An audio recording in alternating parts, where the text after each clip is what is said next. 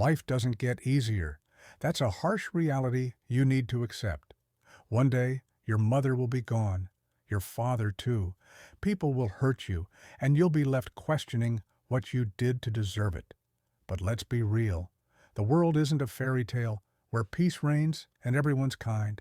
It's a chaotic mess, and if you're sitting around waiting for it to magically get better, you're already on the losing side. Good times aren't just handed to you, you've got to make them happen. Ever feel like your mind's a runaway train, racing through every decision, leaving you stuck at the start? That's modern life for you.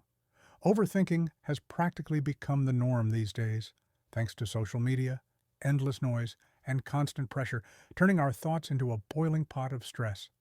You've probably tried scrolling through those endless motivational quotes, hoping one of them might be the key to snapping out of it. Spoiler alert, it doesn't work. Overthinking is like trying to wrestle an angry bear while juggling chainsaws. It's chaotic, messy, and always ends in disaster. But the solution? It's almost laughably simple. You're going to kick yourself for not realizing it sooner. Learn to meditate. No, seriously, stop rolling your eyes. Meditation isn't about morphing into some serene monk humming under a tree. It's about pausing your brain when it's stuck in overdrive. It's about reclaiming control over your thoughts instead of letting them control you. Think of your mind as a crowded, noisy room where everyone's shouting their opinions at once. Meditation doesn't mute them all.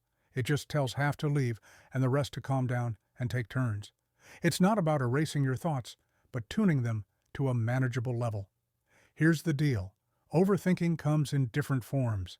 Sometimes your brain's bouncing around like a hyperactive squirrel, leaping from one thought to the next. Other times, it's obsessing over one single problem, replaying it over and over with no resolution. Either way, it's a mental train wreck. So, how do you stop it? It's not about forcing focus. That's like trying to hold water in your hands. Instead, it's about learning to shift gears smoothly. You weren't designed to be locked into focus mode every second of the day. Sometimes you need to dream, wander, and let your mind stretch out. The key is knowing when to snap back to reality without losing control. Think of focus as a magnifying glass under the sun. Angle it right, and you'll ignite your ambitions. But keep moving it around, and all you get is scattered light, ineffective and wasted. So, what truly deserves your focus? Your family? Your career? Building your legacy? Or endlessly scrolling through mindless content that leaves you feeling hollow? Your mind isn't broken. It's just drowning in too much noise. The trick to mastering it? Learn to sort what's worth your attention and what's not. Not everything demands your energy. Let go of the irrelevant, and you'll find space for what actually matters. Before you let your thoughts drag you down into yet another spiral, stop and think. Are you steering the ship, or are you just a passenger in your own mind? Take back control. It's time to own your thoughts and decide who's really running the show. Let's get one thing straight. Most of us walk through life on autopilot. We talk to people, we work, we plan our future. But are we really present? Probably not. And you know it too. You've been there. One minute you're deep in a conversation, and the next, your mind's on a beach somewhere sipping mojitos, while your buddy's talking about their existential crisis. You feel it, right? That moment when your awareness just bails on you. It's like your brain's decided to leave the chat, and you're left nodding like an idiot. It's not even subtle, it's loud and clear, but we choose to ignore it. And that's where the real problem starts. If you don't even know you've checked out, how can you fix it?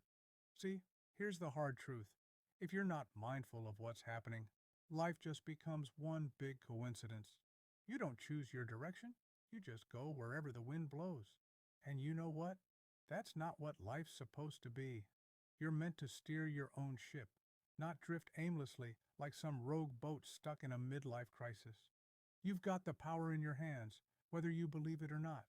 The way you see yourself, the goals you want to smash, the life you dream about, it's all up to you. But that doesn't mean you can just wing it and expect miracles. You can't run on hopes and half-baked plans. You've got to combine your awareness with action, merge your potential with destiny, and align your choices with the universe, or whatever cosmic nonsense you believe in. But here's where it gets messy. If your dreams don't line up with reality, you're setting yourself up for disappointment. You can fight the tide all you want, but if you're swimming upstream with cement shoes, you're not going to make it far. Find your place in this chaotic universe and own it. Accept that sometimes life's bigger than your plans. And no, that doesn't mean giving up. It means letting life flow through you without fighting it. That's real submission, not the kind where you throw in the towel, but the kind where you let go of control without losing yourself. Here's the kicker. Life's not always on your side. It doesn't care about your feelings or how hard you've worked. And when things go south, because they will, it's how you handle it that counts. Losing something or someone always hurts, whether it's your favorite gadget or a relationship you thought would last forever. The feeling of loss doesn't change. Only the reasons do. When you were a kid, your toy got taken away, and you cried like it was the end of the world. Fast forward 10 years, and now it's your crush ignoring you, or your best friend betraying you. The sting is the same. Heartbreak doesn't change, only the triggers do. And guess what? The same goes for every emotion. Anger, jealousy, happiness, hate. They wear different masks, but hit the same way every single time. It's like life's running on a loop, recycling the same emotions, just dressed up in different situations. The real question is, how do you break that cycle? How do you turn loss into growth, pain into power, and fear into fuel? That's where awareness comes in. You don't just react, you own it.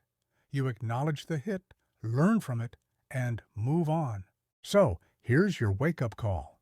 You're going to feel loss, betrayal, and disappointment, probably more than once. But you're also going to feel joy, love, and success. Instead of getting caught in the same emotional trap every time, start seeing the pattern. Learn from it, master it, and stop letting your emotions play you like a fiddle. The real power comes when you finally break that cycle and make emotions work for you, not against you.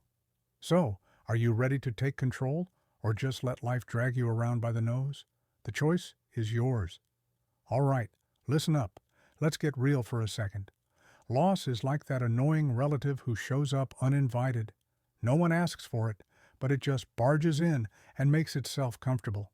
You lose your favorite watch, your job, a loved one, or maybe even yourself along the way. You think you've moved on, and then bam! It sneaks back in like a bad habit. And here's the kicker. Loss isn't going anywhere. It's not waiting for you to get stronger or braver. It's just there, lurking, ready to slap you across the face when you least expect it. Here's the brutal truth. Loss doesn't discriminate. You can be rich, poor, famous, or invisible, and it'll find you. The problem isn't the loss itself, it's how you handle it. You can either let it crush you like a ton of bricks or let it toughen you up like steel. The way you deal with loss shapes you.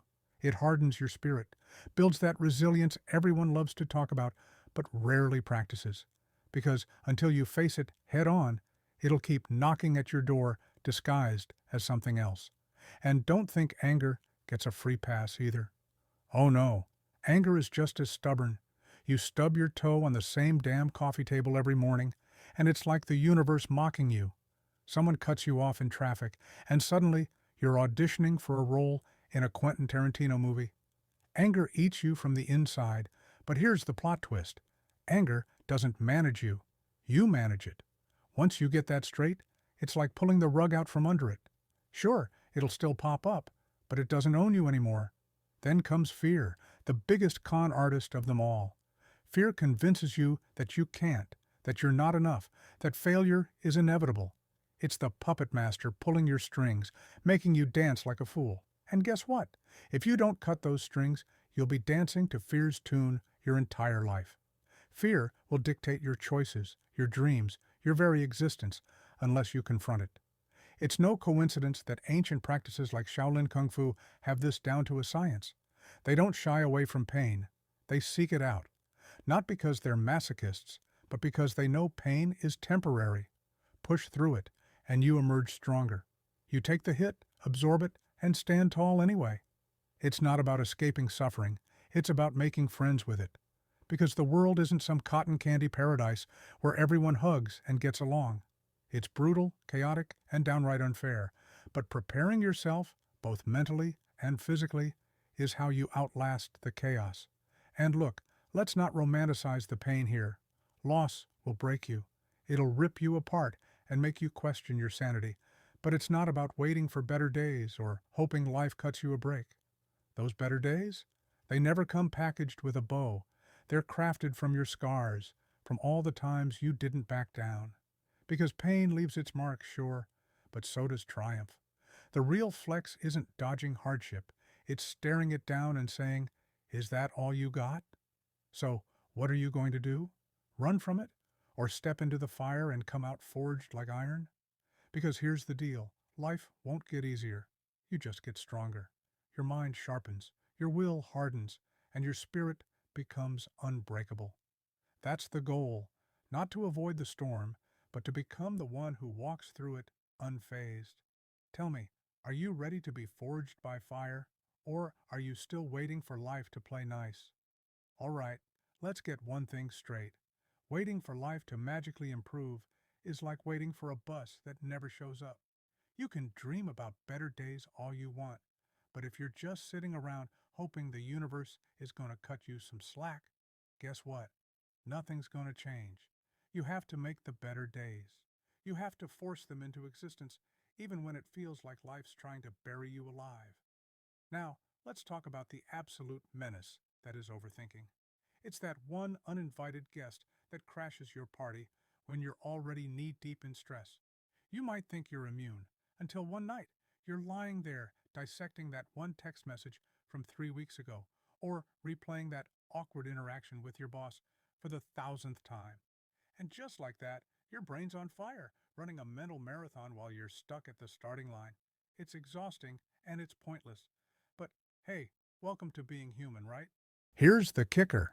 Overthinking doesn't discriminate. It doesn't care if you're a motivational guru or a Zen master. You're gonna get caught in that spiral at some point. Some people say meditation helps. Others try to drown it out with Netflix binges or overpriced self-help books. The truth is, overthinking is like trying to untangle headphones after they've been in your pocket all day. Frustrating, impossible, annoyingly persistent. But let's flip the script for a second. What if, instead of trying to force every thought into submission, you just let them pass? What if you could train your brain to treat every chaotic thought like a leaf floating down a river? Acknowledge it, but don't cling to it? Yeah, easier said than done, right? But it's possible. It takes practice. It takes awareness. It takes deciding that your thoughts don't get to control you. And here's a wild thought. Sometimes you need a brutal reminder that time is ticking. You're not guaranteed next week, next year, or even tomorrow. One thing that keeps me grounded is this insane concept of life calendars. Imagine mapping out every single week of your life onto a giant poster. Just looking at it is like getting slapped with reality. Every box filled means another week you survived, but also another week gone. How many boxes do you have left? Nobody knows. And that's the point. That little reality check is motivation in its purest form. It's like putting a fire under your dreams and saying, "Get moving, because your time's running out." Instead of fearing that idea, embrace it. Let it push you to wake up every morning like your life is actually on the line, because it is. Look, I'm not here to sell you some fairy tale where you manifest your way into happiness without lifting a finger. Nah, that's not real life. Real life is messy. Real life hurts. But real life also gives you the power to choose to fight, to get up when you're down, to stop wasting time on things that don't matter. So, take a second and think about this. If tomorrow wasn't promised, would you still be playing it safe? Would you still be wasting time overthinking the little stuff? Or would you finally take a swing at something you're scared to fail at? The clock's ticking, and nobody's waiting around for you to figure it out. So, what are you going to do about it?